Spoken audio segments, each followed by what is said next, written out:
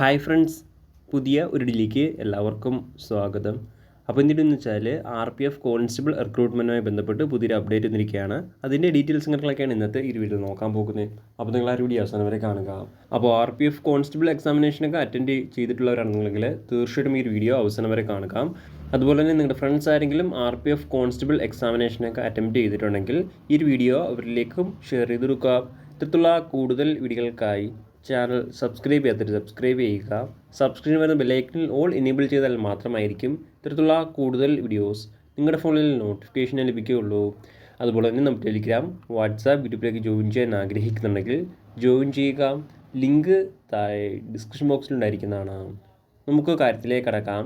2024 വന്നിട്ടുള്ള RPF constable recruitment examination നടന്നിട്ടുണ്ടായിരുന്നു. അതായത് 2/3/2025 18/3/2025 നടന്നിട്ടുള്ള RPF കോൺസ്റ്റബിൾ 2/2024 എക്സാമിനേഷൻ്റെ ആൻസർ കീ നിലവിൽ RPF പബ്ലിഷ് ചെയ്തിരിക്കുന്നതാണ്. ഇപ്പോൾ നിങ്ങൾക്ക് RPFൻ്റെ വെബ്സൈറ്റ് വഴി ചെക്ക് ചെയ്യാൻ സാധിക്കുന്നതാണ്. ചെക്ക് ചെയ്യാനുള്ള ഡയറക്റ്റ് ലിങ്ക് താഴെ ഡിസ്ക്രിപ്ഷൻ ബോക്സിൽ ആഡ് ചെയ്തിരിക്കുന്നതാണ്. ഈ ഒരു ആൻസർ കീ അതുപോലെ തന്നെ സ്കോർ കാർഡ് ചെക്ക് ചെയ്യാനുള്ള അവസാന തീയതി നോക്കുകയാണെങ്കിൽ 29/3/2025 ചെക്ക് ചെയ്യാൻ സാധിക്കുന്നതാണ്.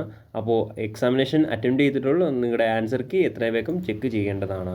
നിലവിൽ വന്നിട്ടുള്ള ആൻസർ കീയിൽ നിങ്ങൾക്ക് എന്തെങ്കിലും ഒബ്ജെക്ഷൻസ് നൽകാനുണ്ടെങ്കിൽ അതിൻ്റെ ഓപ്ഷൻസും അതിലുണ്ടായിരിക്കുന്നതാണ്. ഏകദേശം ഓരോ ചോദ്യത്തിനും 150 രൂപ വെച്ചിട്ടാണ് ചാർജ് ചെയ്യുന്നത്. അപ്പോൾ നിങ്ങൾക്ക് എന്തെങ്കിലും ഒബ്ജെക്ഷൻസ് നൽകാനുണ്ടെങ്കിൽ 50 രൂപ ഫീസ് അടച്ചിട്ട് നിങ്ങൾക്ക് ഒബ്ജെക്ഷൻസ് നൽകാൻ സാധിക്കുന്നതാണ്. അപ്പോൾ RPF എക്സാമിനേഷൻ അറ്റംപ്റ്റ് ചെയ്തിട്ടുള്ളവർ എത്ര വേഗം നിങ്ങളുടെ ആൻസർ കീ ചെക്ക് ചെയ്യേണ്ടതാണ്.